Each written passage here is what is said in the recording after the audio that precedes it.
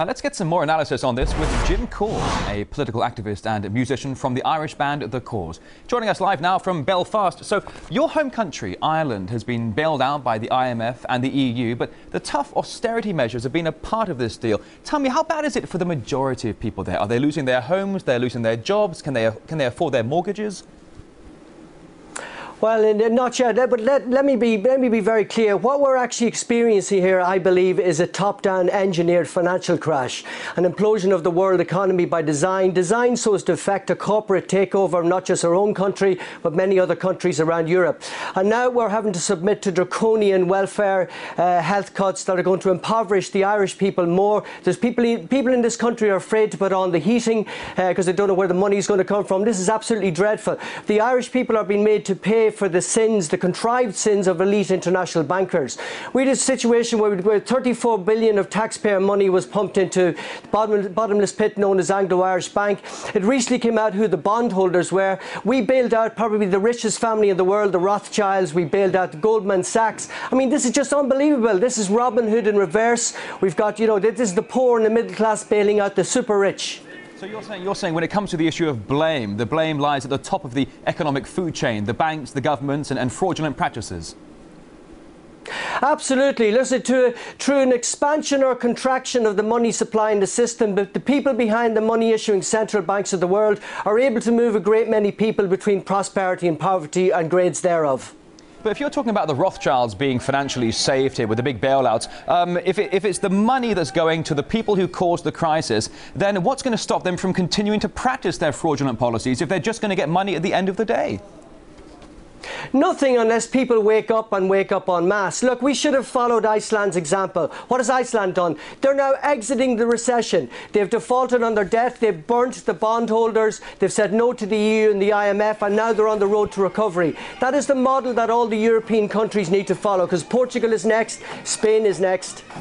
All right, now you mentioned countries like Portugal and Spain. Let's take it that broader scope here. When you look at Ireland and other European countries, as you said, like Portugal, Spain, Greece, shouldn't they just simply have to accept that they need to cut their public spending because their debts are intense? What's the alternative?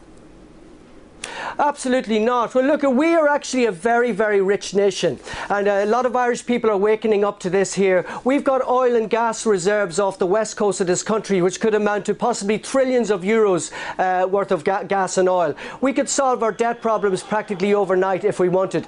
Ultimately, the solution is, the root cause of the problem is we're not printing our own debt-free money. That's what we need to do. Like Abraham Lincoln's greenback, we need to get back to printing our own debt money.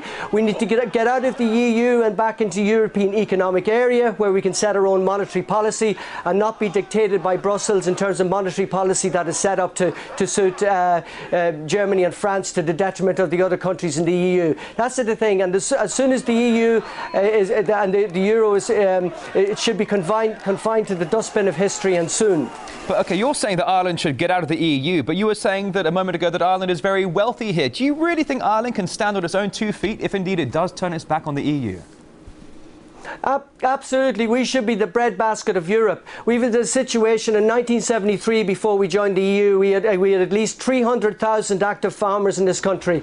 We now have about 120,000 farmers, and only 30,000 of those are full-time. The farmers need to get back to growing crops again.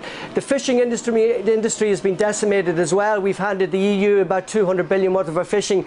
We could be self-sustaining completely, and as I say, with the oil and the gas reserves off the west coast of this country, we will be able to solve our debt problems in a very short space of time. So you're saying that getting Ireland out of the EU would solve your debt problems. But talk to me about this. 2010 has been a chaotic year for the entire Eurozone. A huge protests all across the continent. What can be done to quell this anger and return some sense of normality, do you think? Well, I think obviously our government, and I can speak for Ireland, they're pandering to the EU, being dictated by EU.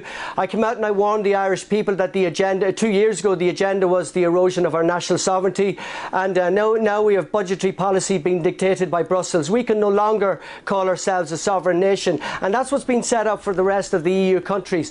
We need to be able to stand on our own 2 feet. We need a complete overhaul of the political system in the country, and to install people of integrity in positions of power that have genuinely got the best interests of the Irish people at heart.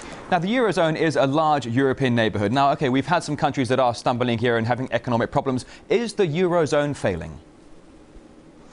I believe it is. You know, as Nigel Farage says recently, we can only hope that it is confined to the dustbin of history and soon. That is the only way that we're going to solve our problems, if we start setting up and using our own monetary policy, printing our own debt-free money.